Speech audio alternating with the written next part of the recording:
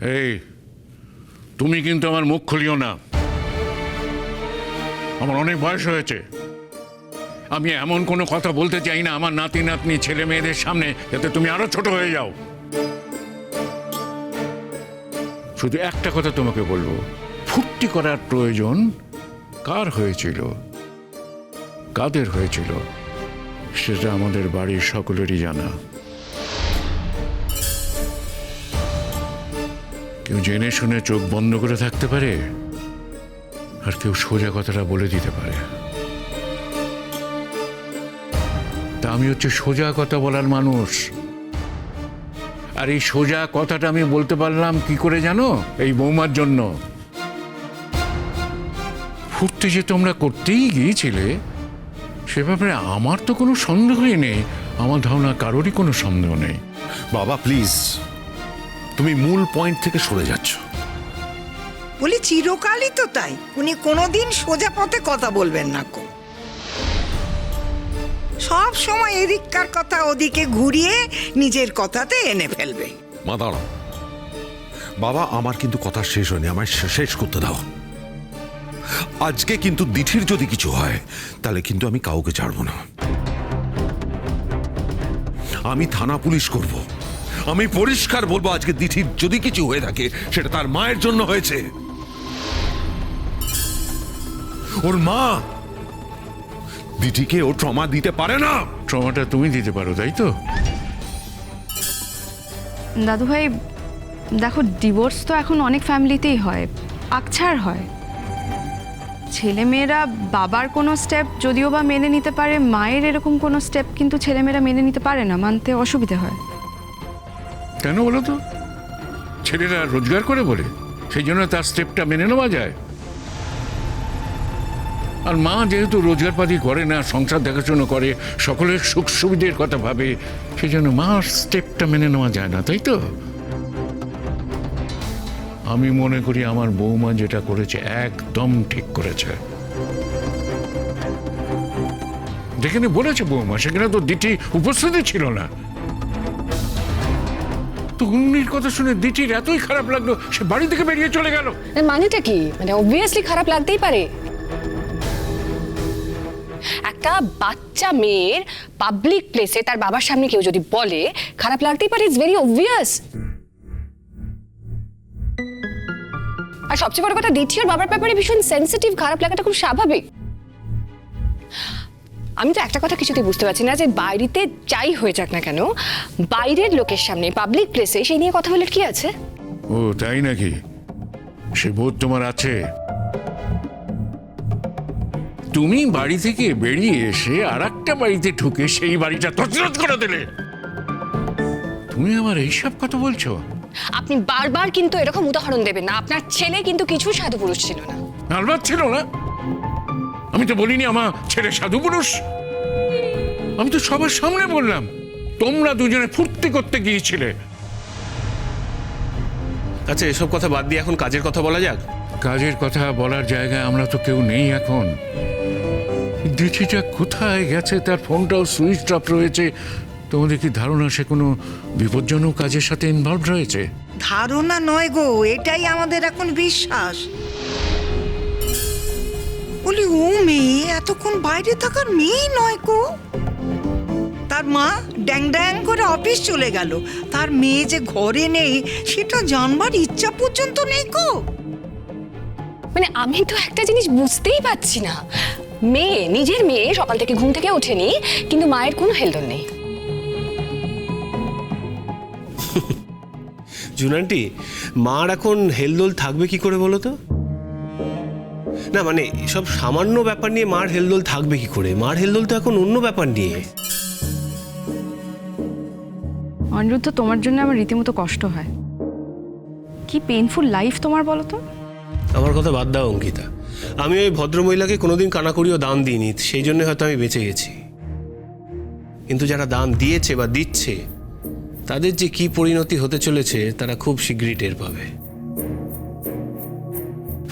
আমি তোমার ভাইকে বলে দিয়েছি, দেখো না কি ঠকা ঠকবে ও। যাবো এখন, এসব কথা বলে সময় নষ্ট করে লাভ নেই। আমরা যা করতে হবে তাড়াতাড়ি করতে হবে। কি করব পাপা বলো, আন্দাজে এখন কোথায় খুঁজতে যাব? আরে দরকার হলে থানায় যেতে হবে, মিসিং ডায়েরি করতে হবে, তারপর বন্ধু বান্ধব যারা আছে তাদের বাড়িতে খোঁজ করতে হবে। ডিঙ্কার কাছে তো শুনলুম সে তো সব জায়গায় খোঁজ করেছে। দিতির বন্ধুর বাড়িতে গিয়েছিল সেখানে খোঁজ করতে, সেখানেও পাইনি কো। না না না, কোনো বন্ধুর বাড়িও যায়নি। যদি বন্ধুর বাড়ি যেত তাহলে ফোনটা ভাবে সুইচ অফ করে রাখতো না। ওর কোনো মতলব আছে এবং আমার তো চিন্তা হচ্ছে যে এর মধ্যে কোনো অঘটনও ঘটিয়ে ফেলেছে কিনা। বাবা, বাবা দিদি ফিরেছে?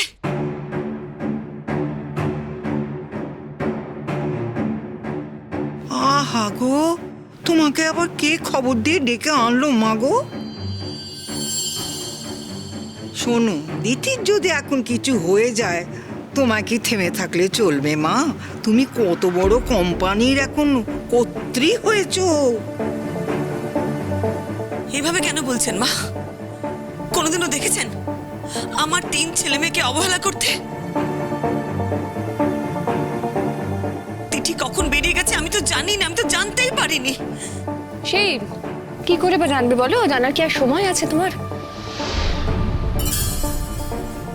না, এটা ঠিক কথা যে বৌদি খুব ব্যস্ত, এই মুহূর্তে খুবই ব্যস্ত। মানে এত বড় কোম্পানির ডিরেক্টর। কিন্তু অনিন্দদা, তোমরা কি করছিলে? তোমার হাতে তো কাজ নেই এখন, তো তোমার মেয়ে তোমার বাড়ি থেকে বেরিয়ে গেল, তুমি কোনো খোঁজ খবর রাখলে না। দিদিকে তো আর একা বৌদি এই পৃথিবীতে আনেনি, তোমার তো অবদান ছিল।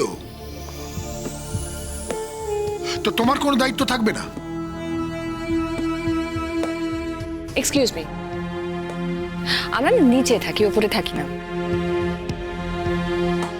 যদি আমরা 1 ফ্লোরে থাকতাম নিশ্চয়ই খবর নিতাম যে দিঠি কখন উঠে বেরিয়ে গেছে। আচ্ছা ম্যাডাম, সব প্রশ্নের উত্তর তো আপনার কাছে থাকে না।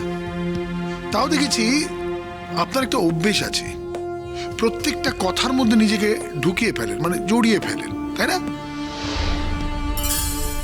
আচ্ছা, দিদির যখন জন্ম হয় তখন আপনি না, আপনি তখন ছিলেন না। তখন ছিল এই অনিন্দদা আর আমার বৌদি। ফলে সেই প্রশ্নের উত্তরটা তো আপনি দিতে পারবেন না, পারবেন কি?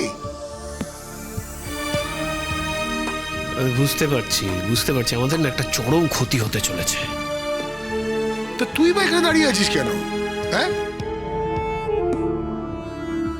এখানে দাঁড়িয়ে দাঁড়িয়ে যে কথাগুলো শুনছিস, যা গিয়ে বাইরে যা, খোঁজ তাকে, তোর বোন তো। এখানে দাঁড়িয়ে তোর কাজটা কি? মায়ের গোষ্ঠীর তুষ্টি পুজো করা, তাই কি? হ্যাঁ, আচ্ছা, তোর ছোট ভাই ডিঙ্কা সে তো নিজে বোনকে খুঁজতে কখন বেরিয়েছে, তা তুই এখানে ভ্যারান্ডা বাজাবি? হ্যাঁ, আর এই কথাগুলোর মধ্যে ইন্ধন যোগাবি, তাই তো? আরে যা গিয়ে বোনকে খোঁজ। পিসেমশাই, তুমি তো সমানে আনপার্লামেন্টারি কথা বলে যাচ্ছ। ও মাই গড, তুমি আমাকে জীবন সম্বন্ধে কথা শোনাবে? মানে সেটা আমাকে শুনতে হবে এবং তোমার থেকে শিখতে হবে?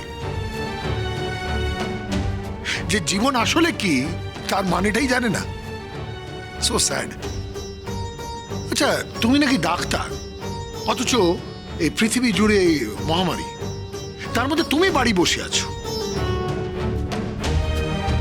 কারণ তোমার ভয়। হ্যাঁ, আর তুমি আমাকে শেখাবে আনপার্লামেন্টারি কি? হ্যাঁ গো, বলি তোমার নিজের অফিস কাছারি নেই কো? নাকি তোমার বৌমার অফিসে চাকরি হয়েছে?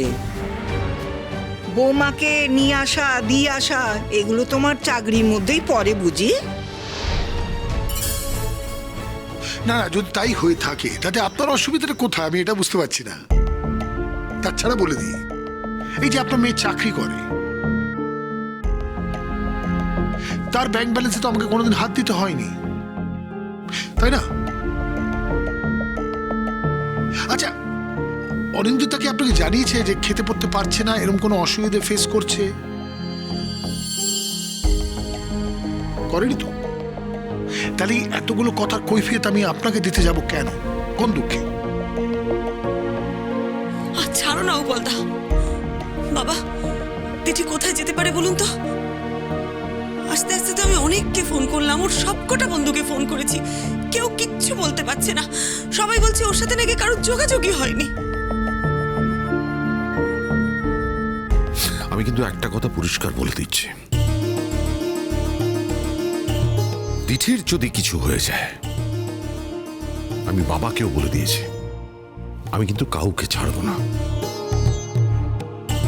কাউকে বলতে? কাউকে মানে? আরে অনিন্দুদা, তাড়াতাড়ি বলো, ভয় পাচ্ছি তো আমি। তাড়াতাড়ি বলো, ওই কাউকের মধ্যে আমিও আছি নাকি? তাহলে তো আমাকে প্রোটেকশন নিতে হবে। কালকে তোমরা দুজন মিলে যা করেছো ওইখানে পাবলিক প্লেসে, দিঠি সেই আঘাতটা সহ্য করতে পারেনি, সেই আঘাতটা সহ্য করতে না পেরে। আচ্ছা, গতকাল তোমার মেয়ে আঘাত পেল, আর আজই বাড়ি ছেড়ে চলে গেল। তারপরে কালকের আঘাতটা খুব একটা সিরিয়াস আঘাত ছিল না, আজ সকালে নতুন করে কিছু হয়েছে কি? এটাই বুঝতে পারছি না আমি। আরেকটা কনফিউশন আছে, তুমি এত কেয়ারিং ফাদার, মানে ছেলে মেয়েদের নিয়ে এত কিছু ভাব, তাহলে এই সামান্য একটা কথা ভাবলে না যে তোমার মেয়ে এতটা সেন্সিটিভ, তার সামনে ওই যে বৌদিকে অতগুলো কথা কালকে বলছিলে, তা তো বলা উচিত হয়নি, তাই না? ও, ইনফ্যাক্ট আমার তো এবার মনে হচ্ছে যে তোমরাই দিটিকে উস্কেছো। ওই তোমাদের উস্কানিতেই ওই বাড়ি ছেড়ে চলে গেছে। উল্টে আমার ঘাড়ে দোষ। অদ্ভুত কথা, তুমি আমার বৌদির উপরে দোষ দিয়ে যাচ্ছ। তাহলে আমাকে তো আসল যে ক্রিমিনাল, আসল সে ক্রিমিনালটাকে তো ধরতে হবে। মানে কার দোষ, কার উস্কানিতে সে বাড়ি ছেড়ে গেছে, সেটা তো আমাকে জানতেই হবে, তাই না? হ্যাঁ, ইনফ্যাক্ট তোমাকে বলি, এই যে জাম্বো এক্ষুনি বলছে না থানায় যাবে, আমি গিয়ে বলবো, আমি দারোগা বাবুকে গিয়ে বলবো এদের উস্কানিতে ও বাড়ি ছেড়ে চলে গেছে। abetting to suicide, it's a crime.